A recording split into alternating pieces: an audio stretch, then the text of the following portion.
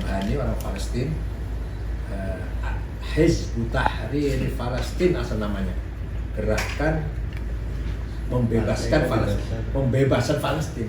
Begitu meninggal pendirinya, ganti Abdul Qadir, kata Palestina dibuang. Hizbut Tahrir itu aja. Artinya biasanya gerakan pembebasan umat Islam dari sekat nation. Kembali ke khilafah. Kalau ditanya khalifahnya siapa atau kriterianya seperti apa, teknis cara pilihan, mereka juga nggak bisa jawab. Nggak bisa jawab. Itulah. Kemudian begitu pula sikap kita, apalagi yang sebagai teroris, apalagi jelas ya. Ini sebelum teroris saja Pak, yang radikal lah. Seperti yang bertentangan dengan budaya, tradisi, Wahabi Pak, Wahabi, Salafi, langsung saja menganggap Maulid Nabi bid'ah, Isra Mi'raj bid'ah, nuzul Quran bid'ah, hal bihalal bid'ah, ziarah kubur musyrik, menganggap wali karomah itu menyimpang. Itu kita lawan mati-matian pendapat seperti itu.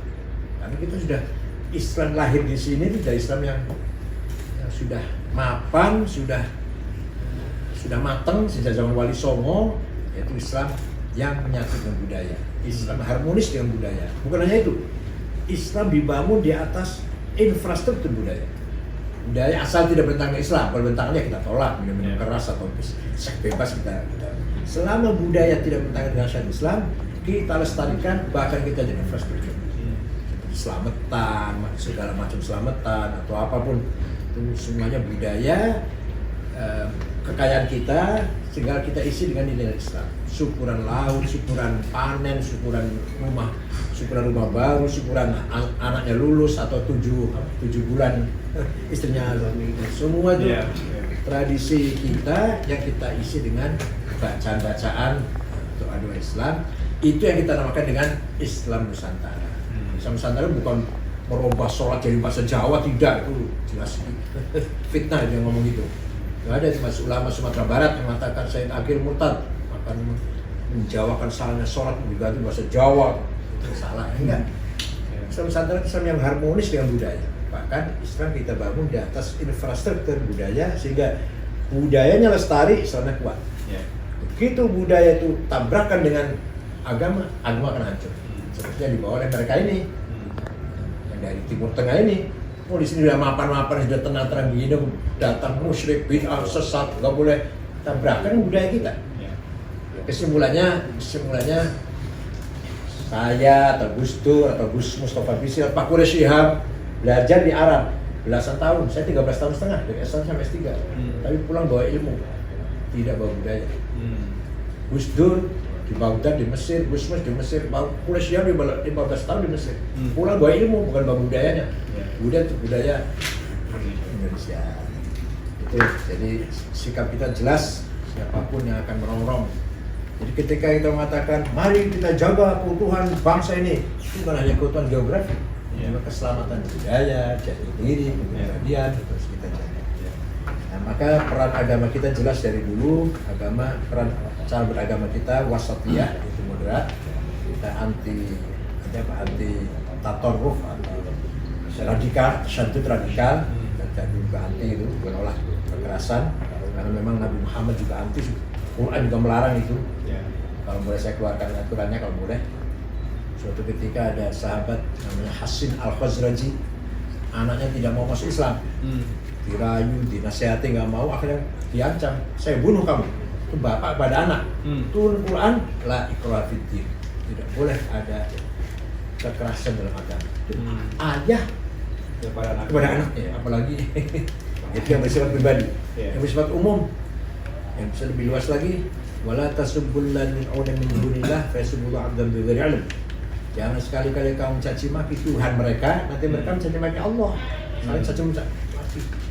Kadzalika zayyana likulli ummatin 'amalahum. Demikianlah saya jadikan bagi setiap umat budayanya masing-masing, yang mereka banggakan masing-masing. Jadi nggak boleh kita menghina, meremehkan atau mencaci maki budaya bangsa lain. Itulah Islam kita seperti itu. Teologinya sama dengan Arab, syariatnya sama dengan orang Arab, begitu sampai ke budaya yang bersifat profannya, sifat dinamis profan, itu kita beda jauh dengan Arab, jauh sekali.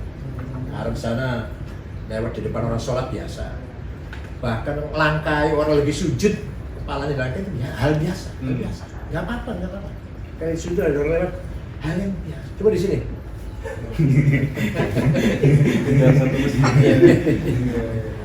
Lewat depan orang tua, nggak ada. Dan itu biasa, hal yang biasa. Kalau ada tamu dari sini, ke sini, kalau tamu itu orang besar, tamu kita orang besar dari Arab. Kalau ngasih kartu nama ke saya itu pakai tangan kiri, hal yang biasa. Yang kita kan tamu, sangat jelek kalau ngasih kartu nama tangan kiri. Di sini biasa banget, tamu ulama itu Pak, ulama dari Arab. Ngasih kartu nama ke saya, tangan kiri, tangan kiri. Itu. Jadi agama kita adalah agama yang menyatu dengan budaya. Yang kedua, masalah kebangsaan. Jadi ya Hasyim Asy'ari pendiri NU itu kalau bahasa kitanya ma'rifat waskito. Sebelum bubarnya khilafah Ottoman sudah tahu bahwa nanti khilafah akan bubar. Karena melihat kenyataannya semua wilayah Islam dihangkangi oleh penjajah, Inggris, Prancis, Italia, Belanda. Di tahun 16 sudah tahu ini khilafah ini udah the segment of Europe. Maka cepat-cepat Hasyim Asy'ari kalau toh nanti bubar akan berdiri sendiri, nggak ada khilafah, kita jangan menjadi negara yang sekuler. Bahasa kita sekuler, bahasa Hasyim Asy'ari ya tidak peduli agama lah. Maka cepat-cepat mengeluarkan jargon hubbul watun wal iman. Itu bukan hadis, itu bukan sabda Muhammad, Hasyim Asy'ari itu. Hubbul watun wal iman, nasionalisme bagian dari iman. Anda nasionalis harus beragama, Anda beragama harus nasionalis. Lalu diteruskan lagi, barang siapa mati demi tanah air, syahid. Barang siapa berkhianat demi tanah airnya, boleh dibunuh, hal darahnya. Walaupun nggak mengkafirkan, nggak bilang kafir nggak, tapi boleh dibunuh. Misalnya ada orang mata-mata Belanda, atau mata-matanya Jepang, bunuh boleh. Nah, tahun 16 sudah mengeluarkan khilafah bubar tahun 24. Terakhir Khalifah Abdul Majid dibuang ke Jerman oleh Mustafa Kamal Ataturk. Nah, umat Islam kehilangan pemimpin, negara-negara Arab, semua wilayah Islam sedang dibawa penjajah semua. Pertama partai politik lahir, nasionalis, sekuler, sosialis. Itu Mitchell Aflaq membentuk partai Ba'ath, menggembleng pemuda-pemuda Arab. Abdul Karim Qasim, nanti akan diteruskan Hafid Asad, Abdul Qaddam, Hasan Bakar dari Irak, akan diteruskan oleh Saddam Hussein, Hasan Ramadan, Zakaria Mukhyiddin dari Mesir akan diteruskan oleh Muhammad Najib, Jamal Nasir, Anwar Sadat, Hawari Boumediene Aljazair, Bella, Diab, dari Tunis, Habib Beba, dari Sudan, Jafar Uneri. Semua ini pemimpin kader Mitchell Aflaq, kader nasionalis, sosialis, sekuler. Dan kasusnya itu merdeka lah, saya melawan penjajah merdeka. Nah, umat Islam bangkit, ingin menjadi partai Islam. Lahirlah Ikhwanul Muslimin tahun 37 kayaknya, 37-36 kan. Pendirinya Hasan Banna, seorang ulama, moderat, ulama betulan lah ulama. Bukan pemuda-pemuda Islam udah bangkit, peduli politik lah. Ada aktivis Ikhwan, pemuda Ikhwan membunuh Perdana Menteri Mesir, namanya An-Najrasi yang dibunuh tahun 40. Waktu Mesir itu masih Raja Farouk, masih di bawah Inggris. Hasan Banna marah, kamu tuh bukan bunuh Perdana Menteri, bunuh saya kamu itu. Betul, tahun 42 Hasan Banna dibunuh. Penggantinya, ini penggantinya nih. Pokoknya harus hati-hati, saya pengganti NU harus hati-hati. Penggantinya namanya Said Qutb. Said Qutb bukan ulama, jurnalis dari Cairo University, bukan dari Azhar, dari Cairo University. Menulis buku namanya Ma'alif fit Thoriq bahasa Arabnya, petunjuk jalan yang benar gitu. Isinya bahwa jahiliyah itu bukan keterbelakangan, buta huruf, kemiskinan, bukan. Jahiliyah adalah sistem politik yang bukan Islam. Jadi isinya apa jadi itu? Komunisme, kapitalisme, sosialisme, nasionalisme, jahiliyah. Menurut Ikhwan Muslimun. Mengapa? Agak sedikit boleh ada alasan karena sebenarnya yang membawa tadi Mitchell Aflaq tadi agama Kristen, Kristen Ortodok. Jadi yang bawa nasionalisme di Arab itu yang menyuarakan pertama orang Kristen Ortodok. Jadi kalau di Arab nasionalisme itu bagian dari jahiliyah, kalau di sini nasionalisme bagian dari iman. Betapa jauhnya Hasyim Asy'ari tadi. Nah, Ikhwan menggembleng kader-kadernya tahun 65 mengkudeta Jamal Nasir tapi gagal. ulama Ikhwan 6 orang digantung di Medan Tahrir, Said Qutb, Ashrawi, Zaki Muhandis, Hasan Udebi. Ikhwan dibubarkan, malah lahir yang lebih dari Ikhwan, namanya takfiri. Semua orang kafir, kecuali mereka yang enggak. Al-Azhar itu kafir semua, ulama kafir semua. Itu namanya Syukri Ahmad Mustafa tahun 69.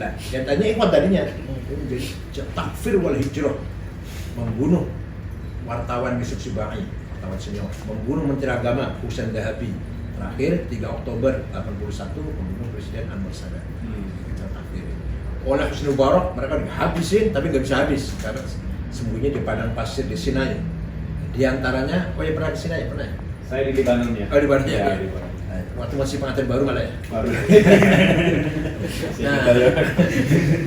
Nah, yang tahun kemarin masih ngebom masjid lagi sholat Jumat. 630 orang mati. Kenapa kamu ngebom orang masjid? Kafir. Orang lagi sholat tuh kafir, lagi sholat. Jadi nanti akan sampai dengan ISIS, Ansarud Daulah, Ansar Tauhid. Ansar Tauhid Abu Bakar Bashir, Ansarud Daulah.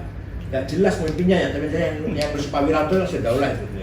Mantan lain itu. Yang itu juga masuk polisi di Blok M. Yang di mana? Di Cirebon. Kapolresnya sampai kena bom. Iya, di sholat itu ya. Kafir. Kapan lagi sholat itu kafir, lagi sholat. Itu semua aliran di Indonesia ada. Al-Qaeda ada, Wahabi ada, Salafi ada. Wahabi itu dari Saudi.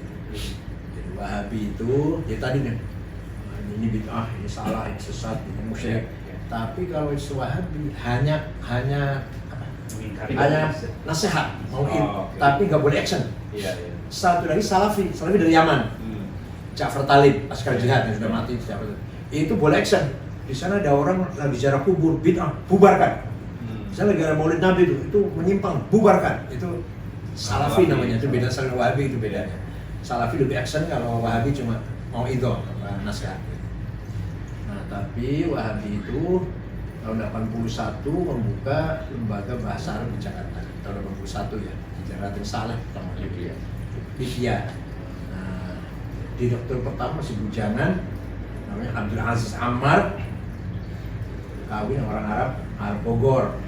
Itu yang akan melalui dialah yang akan menyebarkan beberapa pesan-pesan Wahabi. Di mana?